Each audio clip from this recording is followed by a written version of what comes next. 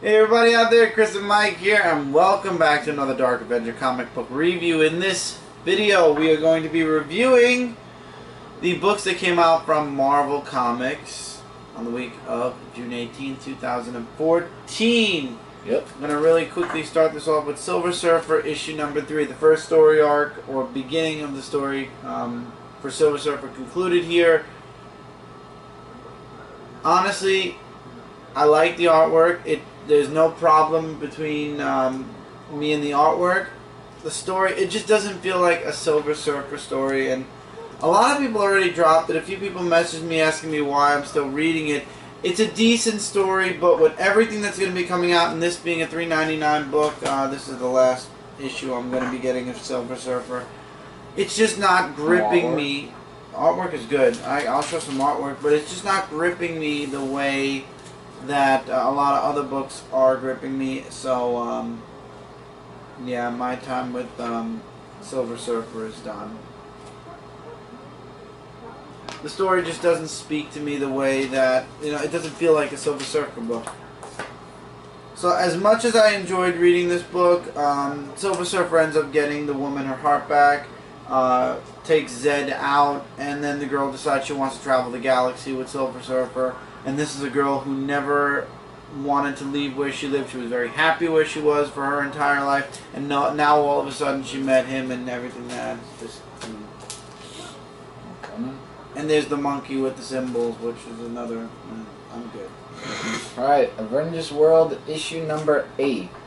And we get back to the part where we haven't seen for a few months now, where Starbrand, Spider-Woman, Hawkeye, and Nightmask are going up against these spirits, so to say. Or basically the City of the Dead. By the way, here's some artwork, which is fantastically drawn. Still nothing on the dragon, huh? What is it with you and the dragon? It's out there! It's out there and they're not dealing with it! Because they're at the City of the Dead. And yeah, and look at this. How Hawkeye, well, he doesn't die in the issue, he just gets wounded, basically. So, they're at the City of the Dead fighting off against these things, and Starbrand keeps hearing all these voices and everything. So, meanwhile, we get this team that comes in to help out and all that. Ignore the background, please. And it's just basically the Black Knight, saying about they are the new Euroforce. You ever heard of them? Well, they like to say who they are and stuff like that, and they basically want to team and help them out. And then we go to the Palace of the City of the Dead, where what's her name? I can't remember. Basically, like, she's in this issue, and she just talks about how the army of Woken Dead are gonna prepare for war, as she tells that to Starbrand, who's the only guy that hears voices and stuff. So the war ensues as they're fighting them off and everything, and I think her name was Morgan.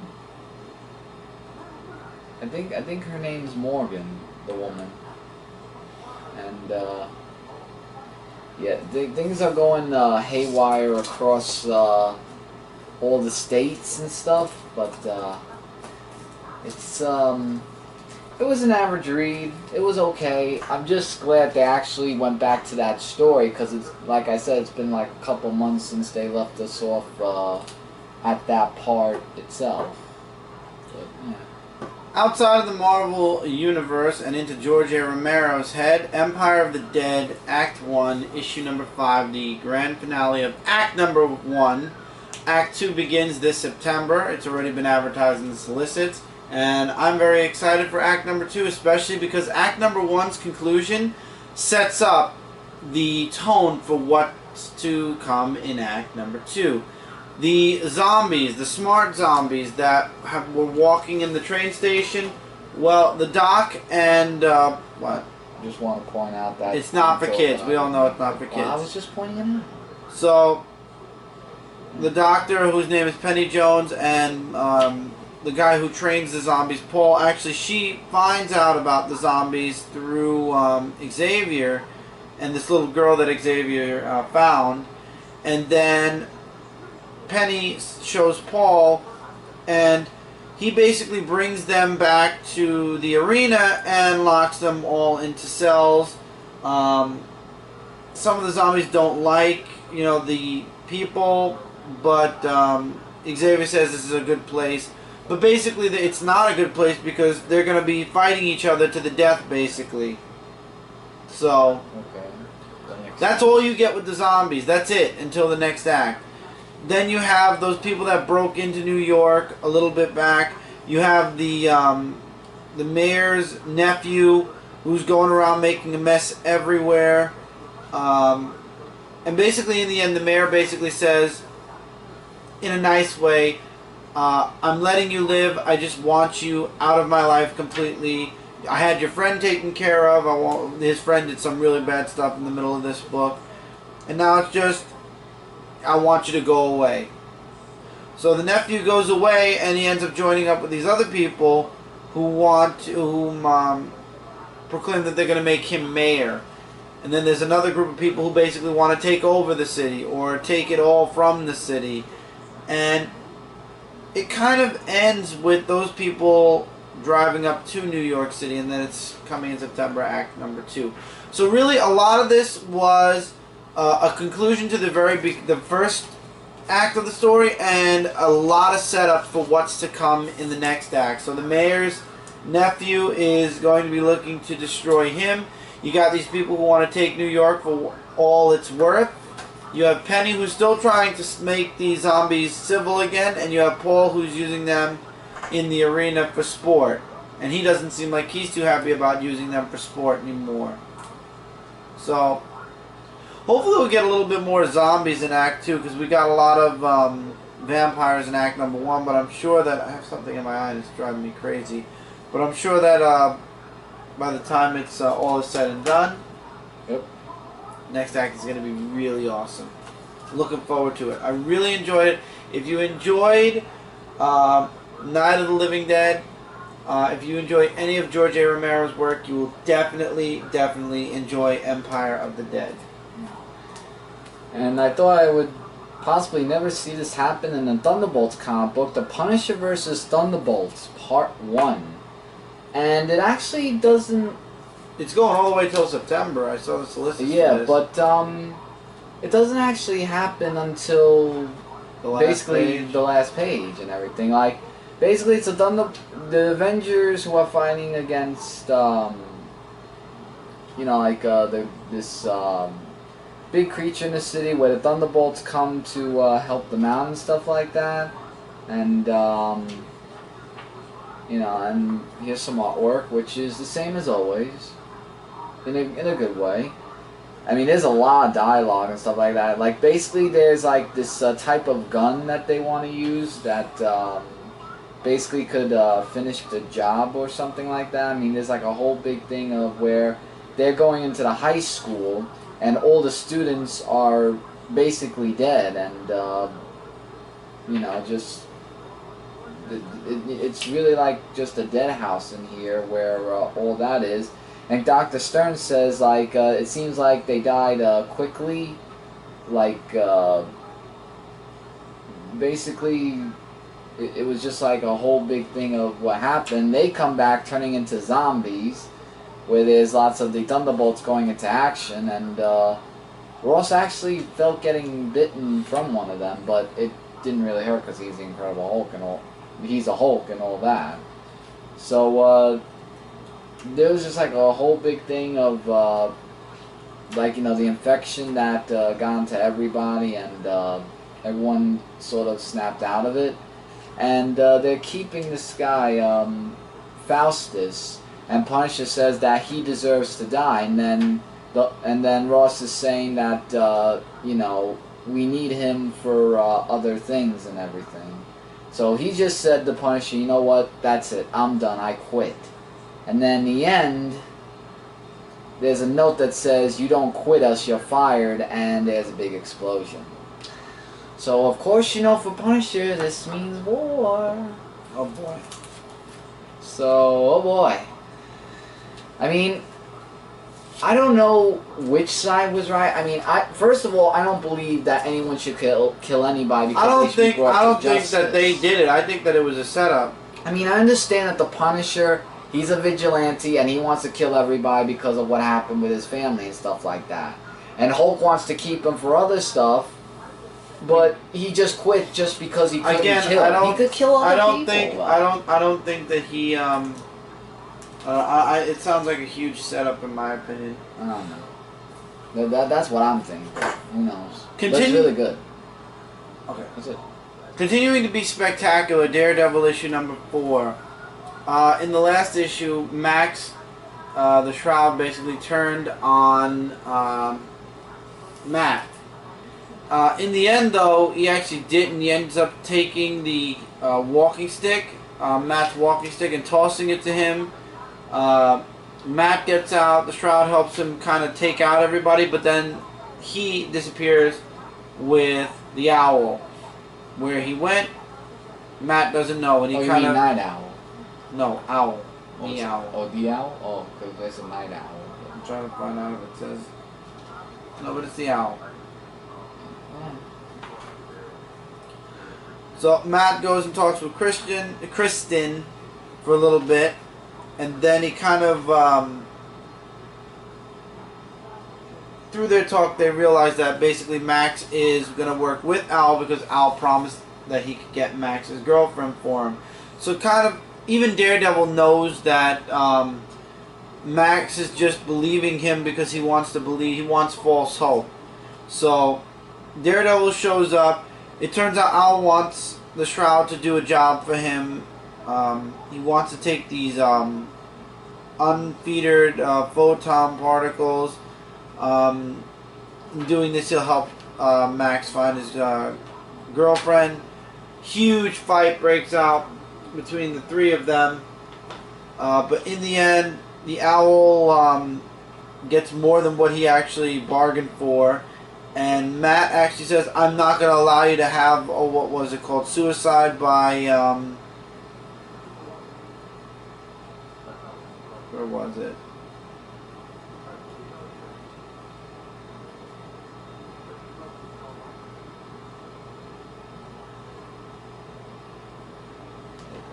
I think it was the page before that. Here. Suicide by Supervillain. And he's trying to say, no, I didn't want, and he's like, I know when you're lying. You can't lie to me, Max. He's like, I'm giving you one last chance. We'll find your girlfriend. And he said, just give me time. I have resources. We'll find her. And he disappears, but he says, I'll be waiting. So in the end, Matt basically says it was a win because all ended kind of well except for the Owl. But beside that point, really good first story arc. I'm looking forward to future books from Mark Waid with Daredevil. I haven't not liked a Daredevil book since Mark Waid took over 2 volumes ago. And then Mr. Owl, not Night Owl. I don't know where I got Night Owl from. Had a long day. Indeed, you did. Alright, Book of the Week, The Punisher, issue number 7. I mean, that's why I'm wearing the brand new Punisher shirt that I actually that I found. Yeah, I got 3 different kinds of skulls now, which is really something else. But anyway, in last issue, the Howling Commandos took out the Punisher because of the whole thing of going after Delso, and he's brought to them the Delsos, and they're just really beating him up like really something horrible. Like this was like really graphic, and especially how they got him and everything. So he meets up with this doctor in the prison, who's special forces of combat search and rescue and stuff, and part of that. I'll give you this artwork right here, which is drawn very nice. I forgot his name. I think Crossbones. Thank you. I just remember. Crossbones appears in this issue, and he's on a mission that's sent by the Delsos, and Punisher is in action where he, just shoots all the Del Sols, and one by one he just takes them out with a gun with the guy that's with him, and with all those big explosions and stuff like that, he has a little bit of a fight with Crossbones, and they said, like, we better check if he's got any ammo, because we might have a lot to go in there. And I like this last page right here where he just puts on that mask and the whole armor thing, and he just wants to finish all this, because Del Sols has all the drugs and everything, and they don't want him to expose him or anything, and that's why the Howling Commandos sort of took him out, because they were working with the Del Sols, or Del Sols, however. So it's going a lot better then, huh? It's going really better. I'm actually really interested in getting the book. I mean, it's book of the week for me, definitely. We now have Original Sin tie-ins. First, we're going with Avengers issue number 31. So Avengers are traveling even further forward in time now. Book starts off where they're in this like negative space, or this white space, and Hawkeye trips, falls, and basically evaporates into dust. So his journey's done, but they figure out that obviously Hawkeye survived because his past self in the previous issue remembered the whole situation up until that point. So somehow he's going to survive. Then the Avengers of, I forgot how many years forward they are. Does it say how many years forward? Weren't they a couple of years forward? Betrayal plus 422 years. Okay, that's not a couple of years. So apparently the machines have taken over in this time, and the humans do things for the machines, but they want to implant something in Captain America for either the future or the past when he goes back. Apparently something happens with Ultron. Ultron is like the messiah to these people in the future, and yeah, things get really bad in the future. To be honest, we find out a lot about that in this book. I'm not gonna.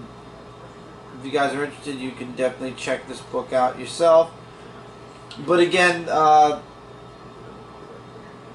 I'll spoil this. Captain America, there's a bomb that's placed inside of Captain America for the future to change the future that they're in now.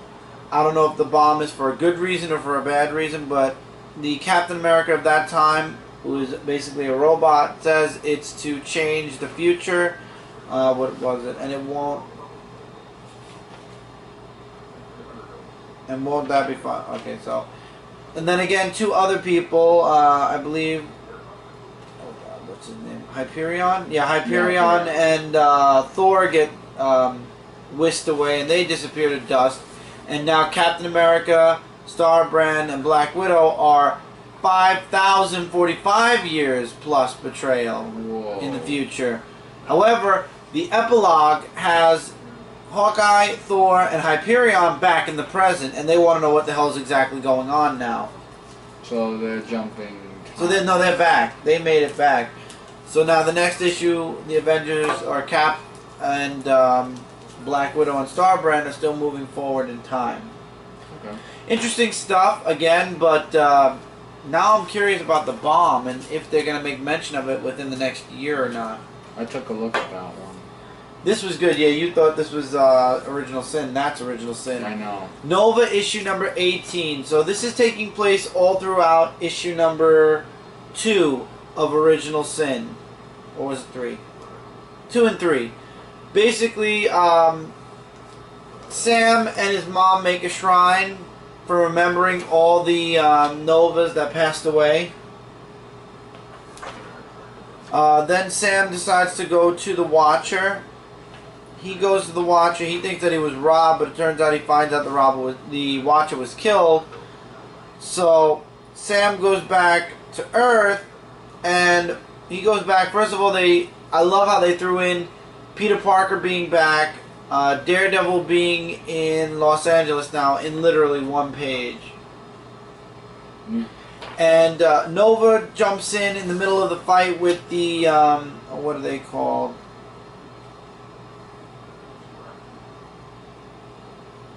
The Mindless. The fight with the Mindless and, what was her name?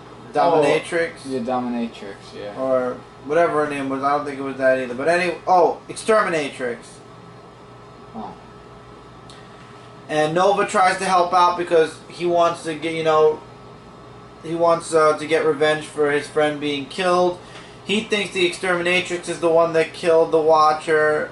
There's some really nice dialogue. So basically, while we were in issue 2 of Original Sin, where we didn't see what happened to the Exterminatrix, this book basically shows you what happened to the Exterminatrix and how Sam actually did nothing. Then, of course, we have the I forgot what his name was, with the eye of the Watcher, and Sam sees one of his father's original sins, and his father wasn't exactly a good man, but I have a feeling there's something more to this story that we're not seeing at this time. And Sam basically in the end doesn't even want to wear the helmet anymore. He's like, my father is it's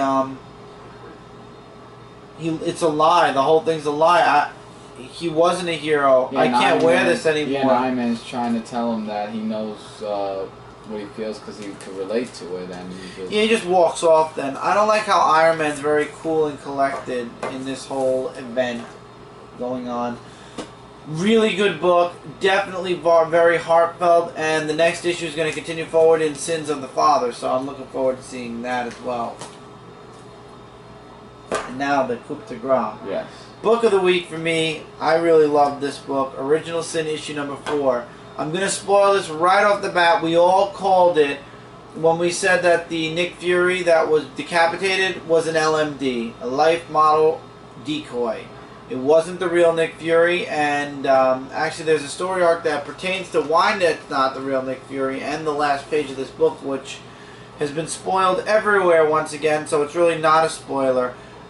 You could talk about the dialogue between the Punisher and Doctor Strange. Like the Punisher and Doctor Strange, like they're just saying, like all this is, like how everything's like being all lies and stuff like that of, like killing monsters and stuff like that. I mean, their dialogue's a little bit interesting, and like you get to know a little bit about the characters, and then we get the Winter Soldier or Bucky that comes in, and he's on the moon, and everyone's after him because of what happened. Because they think he killed Nick Fury. Because they think that they killed Nick Fury and the whole eye thing that he has. And then all the teams that are being led by a guy in shadow to find out who killed the Watcher, they all end up at this satellite, which we'll get to in a moment. Yeah, and then the Punisher and Doctor Strange caught Hulk and Wolverine where Nick Fury's bodies was, thinking that it was them, and it was like a whole big, huge misunderstanding. And I forgot what the name of this guy was. I need to know this. No, I think it says it right there. Does it? I could have sworn. No. Does it? No. Because, they don't have a roster. I think his name was, The Orb. How can I Orb. forget the Orb? Yeah. Basically, the Orb is completely weird in this issue, to be honest. He feels a connection to the Watcher's eye. And he tells the Punisher and Doctor Strange he can lead them to the eye. Winter Soldier finds the satellite. T'Challa, Emma Frost, and Adam find the satellite. The Punisher and Doctor Strange, following Bucky and the eye of the Watcher, find the satellite. And then finally Gamora and Moon Knight find the satellite. And it turns out Bucky wasn't leaving them to be killed, he was basically protecting them. He said, I wanted to leave you there to protect you. A little bit of a fight scene happens, and then we find out the truth about Nick Fury.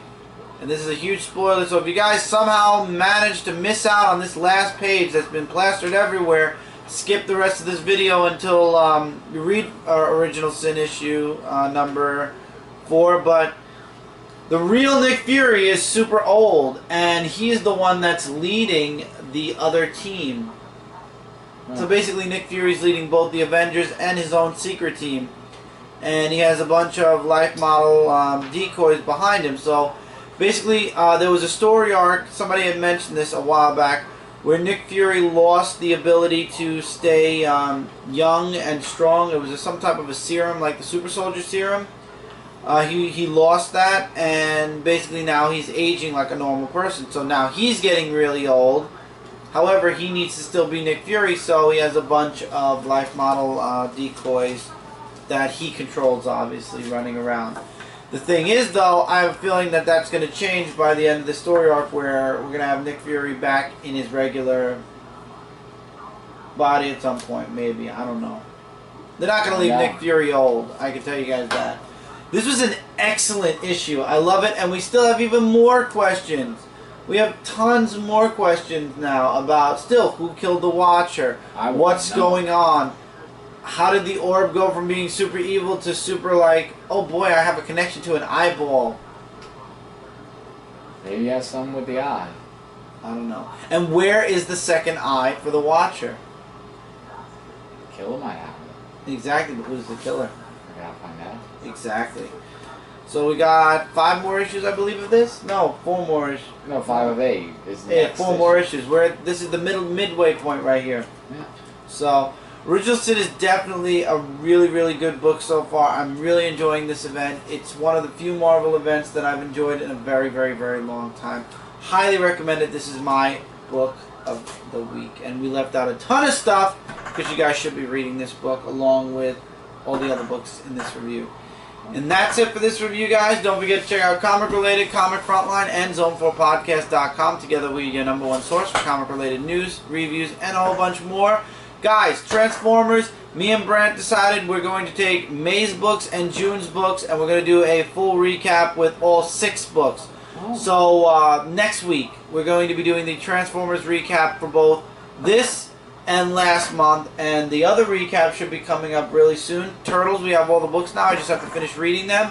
Look forward to recaps all throughout the week. Look forward to next week, the announcement video for the Street Fighter Summer event. And look forward to some individual reviews for Comic Frontline all throughout the middle of the week. Okay. So until next time, everybody, keep reading, keep collecting, and we will see you guys in the next review. Take care, everybody. Later, guys.